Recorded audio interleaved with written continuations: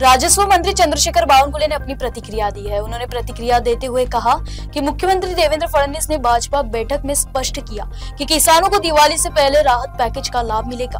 प्रशासन के साथ समन्वय पर भी उन्होंने जोर दिया है। साथ ही कांग्रेस और वडेट्टीवार पर निशाना साधते हुए कहा कि उन्होंने ओबीसी और मराठा समाज को हमेशा भ्रमित किया। जे ऑनलाइन आमच्याकडे केवायसी अकाउंट आहे आणि आमच्याकडे ॲग्रीस्टॅगच्या माध्यमातून जे शेतकऱ्याचे अकाउंट्स आहे, आता हा आकडा मोठा आहे म्हणूनच या ठिकाणी महायुतीच्या कार्यकर्त्यांनी प्रशासनासोबत पटापट त्या ठिकाणी मदत पोहोचली पाहिजे। ही दीपावली अंधारात जाऊ नये याची काळजी घेतली पाहिजे। याकरताही माननीय मुख्यमंत्री महोदयांनी स्वतः प्रशासनाचं सोबत तर आम्ही बोलतोच आहे। मी आता उद्या सर्व तहसीलदारपर्यंत व्हिडिओ कॉन्फरन्स घेणार आहे। त्यामुळं आमचं महसूल खातं जे काही मदतीसाठी मदत आमच्या माध्यमातून जातं किंवा कृषी खात्याच्या माध्यमातून जातं, ही मदत मात्र कोणत्याही परिस्थितीमध्ये पूर पीडितापर्यंत शेतकऱ्यापर्यंत आमचे जिल्हाधिकारी आमची यंत्रणा हे पोहोचवेलच। मुख्यमंत्र्यांनी आदेश दिले आहेत, पण आम्ही सुद्धा या ठिकाणी यावर लक्ष देऊन आहोत। नाही, माननीय विजय वडेट्टीवारजी आणि काँग्रेसनी नेहमीच दिशाभूल केली आहे। काँग्रेस पार्टीने कधी मराठा किंवा ओबीसी समाजाला न्याय दिला नाही। या महाराष्ट्रामध्ये देशामध्ये काँग्रेसचा इतिहास बघितला, समाजात तेढ निर्माण करणे, समाजात वाद निर्माण करणे हीच काँग्रेसची पार्श्वभूमी राहिली आहे। कधी मराठा समाजाला आरक्षण द्यायचा विचार केला नाही, पण माननीय देवेंद्र फडणवीसजींनी या ठिकाणी मराठा समाजाला आरक्षण देताना ओबीसीचं हित लक्षात घेऊन ओबीसीच्या आरक्षणाला कुठे धक्का न लागता मराठा समाजाला आरक्षण दिलं।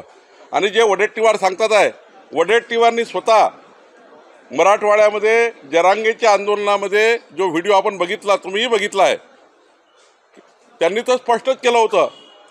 म्हणजे आता ते राजकीय भूमिकेत बदलत आहेत, राजकीय भूमिका शेवटी वडेट्टीवारनी बदलली।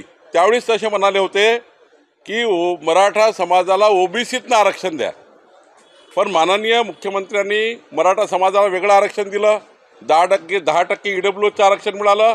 पण आता जो 2 सप्टेंबरचा GR काढला, तो GR केवळ हैदराबाद गॅजेटच्या संदर्भाने आहे, 4 जिल्ह्याच्या संदर्भाने आहे। 2 सप्टेंबरच्या GRमध्ये त्या ठिकाणी हैदराबाद गॅजेटमध्ये असलेले कुणबी समाजाचे लोक किंवा कुणबी समाजामध्ये ज्यांच्याकडे नोंदी आहे त्यांनाच फक्त ओबीसी प्रमाणपत्र मिळणार आहे।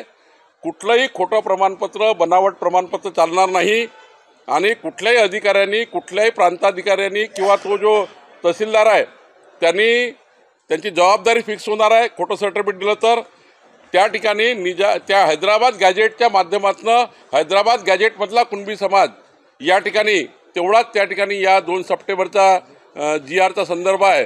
पण वडेट्टीवार आणि जे काही लोक आहेत हे जणू हे दाखवतात आहे की 2 सप्टेंबरचा GR राज्यभराकरता आहे, तो GR केवळ 4 जिल्ह्याकरता आहे, तो GR केवळ हैदराबाद गॅजेटच्या पुरता त्या ठिकाणी तो GRचा अर्थ आहे। आणि त्यामुळं हैदराबाद गॅजेटचा जिल्हे वेगळे आणि आंदोलन केलं विदर्भामध्ये। आणि त्यामुळं मला असं वाटते ही ओबीसीची दिशाभूल आहे। माननीय देवेंद्र फडणवीसजीच्या सरकारने, आमच्या सरकारने कोणत्याही परिस्थितीत ओबीसीवर अन्याय करणार नाही अशी कुठलीही भूमिका घेतली नाही। उलट आता जे महानगरपालिका, नगरपालिका, जिल्हा परिषदेच्या 13,000 सीटच्या निवडणुका होतात आहे, यामध्ये 27% आरक्षण जे काय आज मिळालं आहे हे खऱ्या अर्थाने आमच्या सरकारची देण आहे। माननीय देवेंद्र फडणवीसजींनी पहिल्या मंत्रिमंडळ बैठकीमध्ये सुप्रीम कोर्टामध्ये काय बाजू मांडली पाहिजे ती बाजू मांडली आणि सुप्रीम कोर्टाने 27% ओबीसी आरक्षण दिलं।